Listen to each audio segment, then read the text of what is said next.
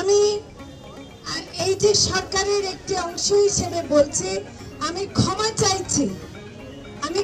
চাইছি আমাদের যদি আমরা ব্যর্থ হয়ে থাকি, আমরা এখনো যদি মেয়েদেরকে নিরাপত্তা দিতে না পারি, এটা আমাদেরকে ব্যর্থতা মেনে নিতে হবে। কিন্তু এটাও মানতে হবে যে আমরা ফাঁসিবাদকে একটু হটাতে পেরেছি, পুরুষতন্ত্র এখনো রয়ে গেছে। পুরুষতন্ত্রের কারণে এই ফাঁসিবাদের মানুষগুলো যারা এখনো আছে, তাদের মধ্যে পুরুষতন্ত্র রয়ে গেছে বলে তারা নারীকে আবারও পিছনে ফেলে দিতে চায়।